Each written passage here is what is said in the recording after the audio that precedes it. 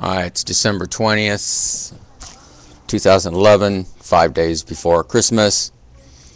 I had only 3 comments. The first one I read was from Angel, and thank you very much, Angel.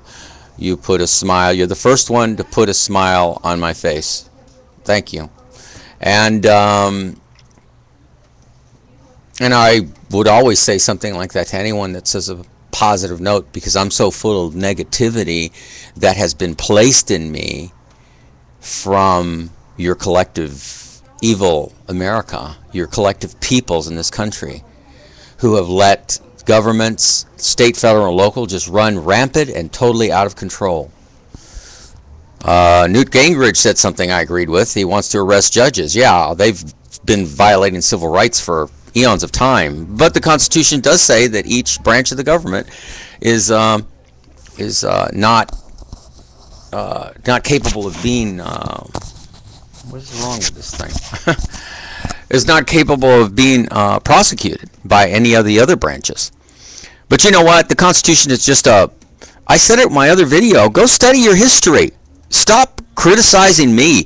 Before you criticize me, you see every one of my 80 or 90 videos. You know, I don't care whether you like me or not, or whether you don't like my voice, or you don't like hearing me. In between all of the rants and raves, you will hear, all of these are done ad lib. I'm not reading from a script, although there are a couple that I kind of read some notes from. But that's not it. Your priorities are up your rear ends. All of you. You have the opportunity here to overthrow this lousy country. I don't care how well your life is. If you're a rich person or a middle class and your life is doing fine, what right do you have to judge anyone for anything other than the obvious, extremely violent behavior, hurting, killing, shooting people, you know, the normal common sense stuff? What right do you have to point a finger at somebody that's pissed off, somebody like me, and say negative things about me? Say, oh, what nut house are you from, and what this? If I'm from a nut house, like I just answered this one guy who I blocked, Tiger something. You know, he's talking about the World Trade Center. It takes a very heavy-duty investigative mind to look into the top secret files of the World Trade Center. There are top secret files. Trust me, they exist. And the president is sworn by secrecy to not release them. So, and the person running for president never knows about them until they actually get in there. That's assuming they pay attention and listen to any debriefing that they get. So you're running an organization, a government, state, federal, local, that is out of control. They do damage to people. They say the color of law allows them to do it, and then they walk off. This one guy says, our country's falling apart, blah, blah, blah, and you're putting it down even further. Hell yes, I am, because I'm part of its casualties, 30 years worth. You have taken my life, my liberty, my life, my so-called civil rights according to the crappy Constitution. State Constitution, federal Constitution, local city charter. It's all bullcrap. Your priorities, like I said, are up your you-know-what, kazoo. And they always will be. Because you've got too many cooks in the kitchen, too many fingers in the pie, and if so many fingers in the pie, you'll never even get a taste of the pie. That's how many fingers are in the pie. The pie of politics. The pie of government. The pie of living according to the rules. You know, I said it earlier in my other tape, even Alexander Hamilton said the Constitution, when he first read it, says this is a milky thing that's wishy-washy. Go check out the history if you don't believe me. And George Washington wasn't your first president. Go look it up. He wasn't. He was your first voted-in president, official president, but he was not the technically,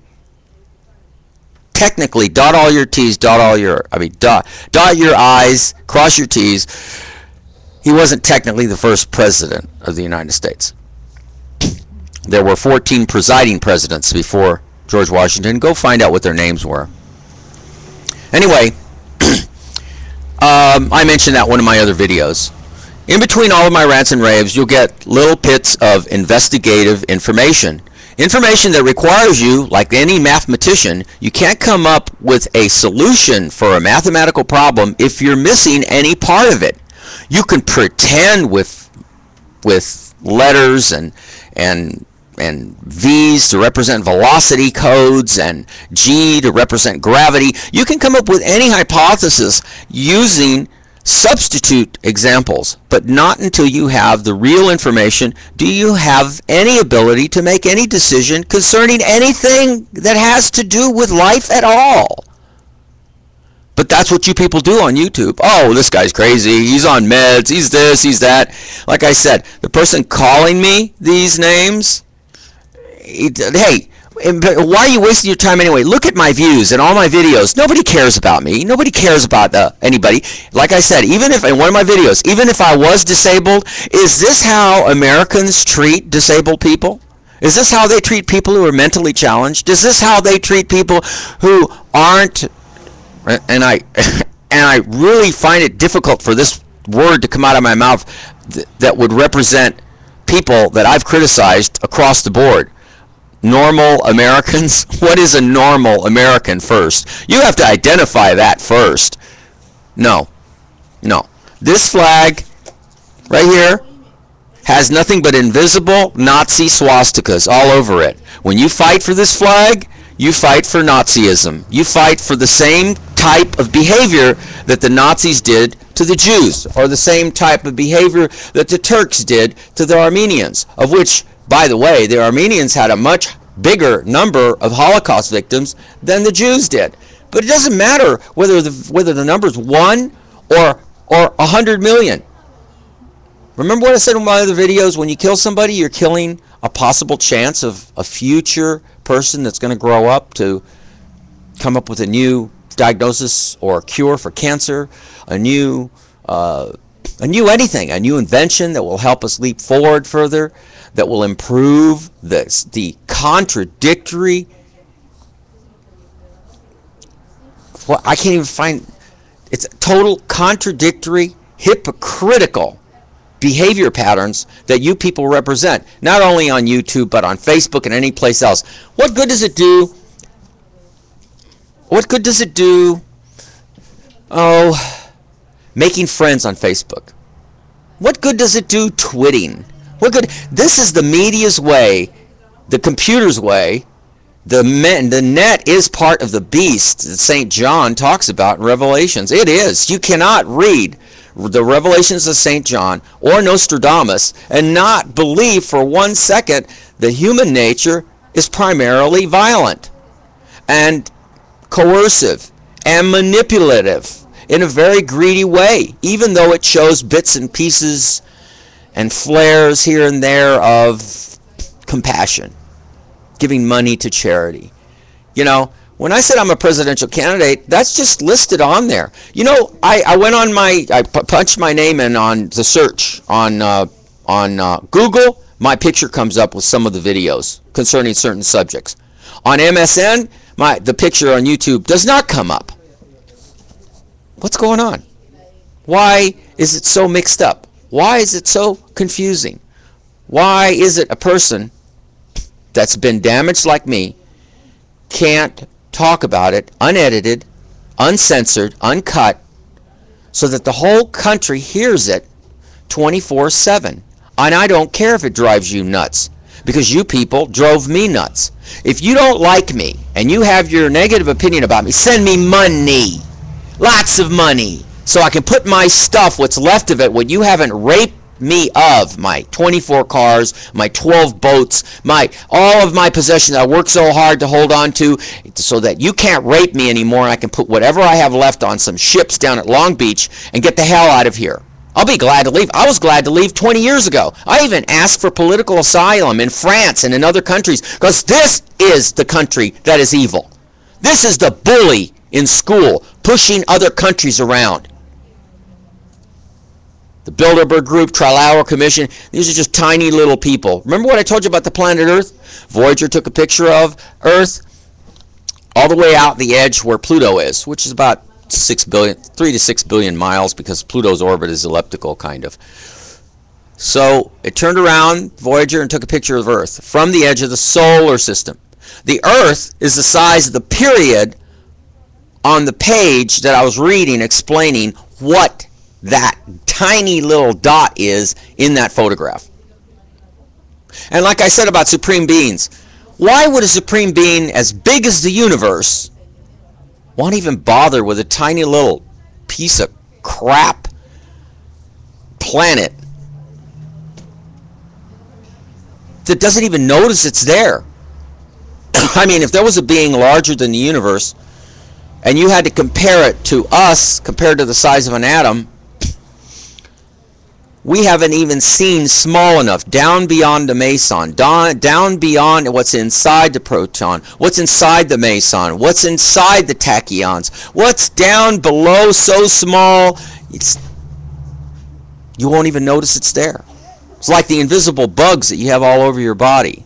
There's these bugs that are invisible. So it's super microscopic level. They're all over your body. They eat your skin flakes. They do this. They do that. Go get the National Geographic's tape on it. You'll see all the hidden stuff that's living that we can't see. I wouldn't even want to bother. And if I did manage to get some tiny little message, I can hear it. Why would I care about a planet that's established a rap sheet of wars for 7,000 years and only about little less than 300 years of peace? I have to repeat myself, and I have to repeat my anger, because it's never going to go away. You cannot, nobody has a time machine, nobody has a way of rematerializing all my stuff. Certainly Jesus Christ isn't going to do that. I haven't seen him do that yet. I haven't seen Jesus Christ come and say, oh, sorry, Caesar, I'm sorry that this crap happened to you. These humans are really, really bad people. Look what they did to me. They crucified me, put nails in my hands, da-da-da-da. I rose from the dead. If you rose from the dead, then you might even be the master of time travel. So I tell you what, make me wake up 16 years old without losing any of my stuff. Rematerialize all my buses, my boats, my cars, all of my plans that I had to build my own little Shangri-La out in Colorado on 40 acres, which I owned. By the way, all of that is gone now. The city of Los Angeles has taken everything from me, just about, and pushed me into storages. Storages where I have to abide by rules that I never wanted to abide by anyway. So, that's right. This country has murdered 20 years of my life, 30 years of my twins' life. It has murdered. I'm not the only one. There's dozens and there's thousands of people out there, not dozens, that this country collectively, state, federal, and local, have done serious damage to, and it was not necessary.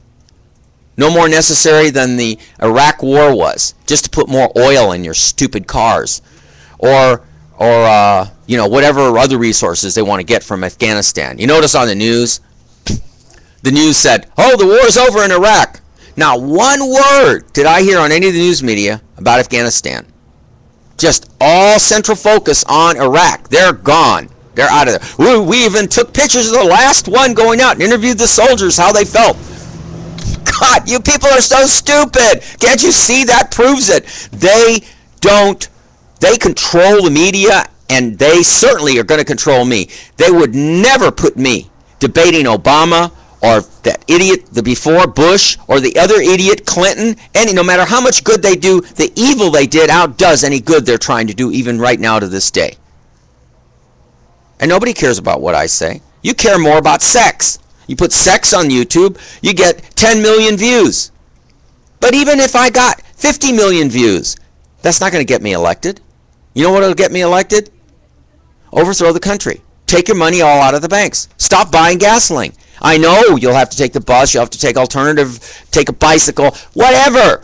Show the country that you control this country, period. Not them, not the money changers. Don't block the banks. What good does that do? They want to go in and get their stupid money. The money is a blasphemy against the name of God, so if you're a true Christian, you don't want to blaspheme God and pay for a war that has killed hundreds of thousands of children and babies and pregnant women, babies who've never been born. You're responsible for all that. You pay taxes. I've never paid one penny of U.S. tax and never will. I'll die without paying tax because that money is stained with the innocent blood of innocent men, women, and children. And you people have paid for it. So, am I going to sit here and be judged for your bullcrap? Sorry. You're the ones that are wrong and will always be wrong until you join me in an absolute overthrow of the United States of America and every state of the union and every stinking lousy local politician and maybe a few others that need to be prosecuted. We'll talk later.